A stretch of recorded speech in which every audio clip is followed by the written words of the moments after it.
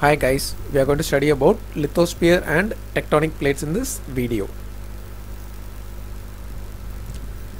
Scientists believe that Earth began its life about 4.6 billion years ago, and the continents probably began to form about 4.2 billion years ago as the Earth continued to cool. So Earth began its life about 4.6 billion years ago, and the continents began to form about 4.2 billion years ago. This is what scientists believe. Then scientists later determined that our planet Earth is made up of 4 main layers. So our planet Earth is made up of 4 main layers. They are inner core, outer core, mantle and the crust.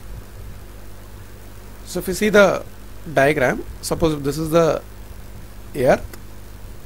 From the center, if you split the region like this, so this is the inner core, then we have outer core, then we have mantle, then we have crust on the top. Got it? So we have, this is number 4, that is crust, which is the topmost layer. Then we have mantle, then we have outer core and inner core. Okay, this is what scientists have determined. Our planet Earth is having the 4 main layers.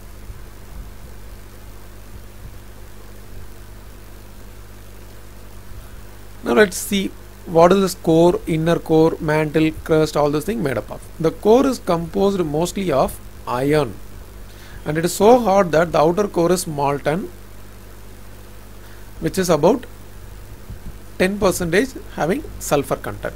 Okay, so the core is mostly composed of iron, and the outer core is molten, and the inner core is under the extreme pressure, so it remains solid. Is that clear?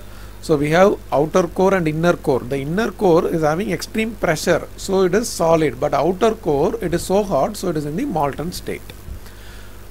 Most of the Earth's mass in the mantle, which is composed of iron, magnesium, aluminum, silicon and oxygen silicate compound. So the mantle consists of iron, magnesium, aluminum, silicon and oxygen silicate compound. Okay, at over 1000 degrees centigrade, the mantle is solid but can deform slowly into the plastic manner. Now let's study about the crust. The crust is much thinner than any of the other layer. Please make a note, it is a thinner layer comparing to the other layer, and it is composed of the least dense calcium and the sodium aluminum silicate mineral. And being relatively cold, the crust is rocky and brittle. See, it is relatively cold when comparing to the other layer, so it is rocky and brittle, so it can fracture in the earthquake. The crust and the upper layer of the mantle together make up a zone of rigid brittle rock called lithosphere. So please make a note, the lithosphere is nothing but the crust and the upper layer of the mantle.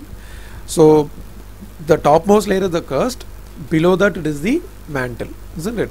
So if you see the diagram, suppose this is the topmost layer, which is the crust, and below that we have a mantle. So the topmost layer and upper layer of the mantle together forms the lithosphere. Okay, the layer below the rigid lithosphere is about 50 to 100 km down, is especially soft and plastic, and that is known as the asthenosphere.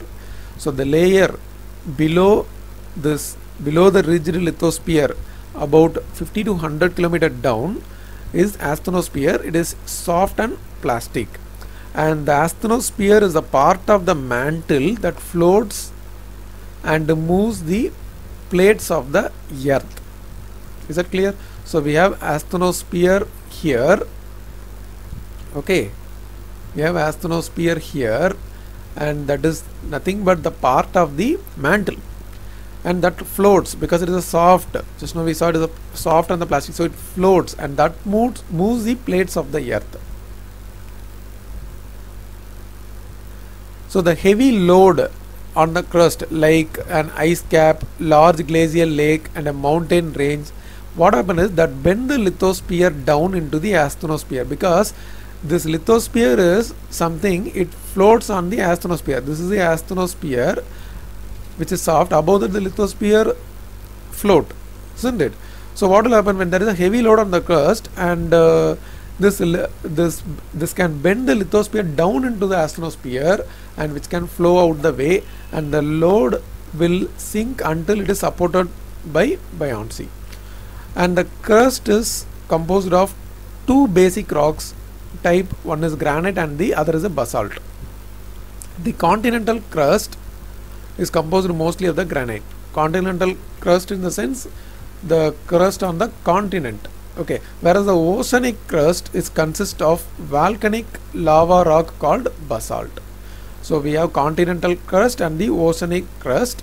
The continental crust is composed of granite, and the oceanic crust consider the volcanic lava rock called basalt.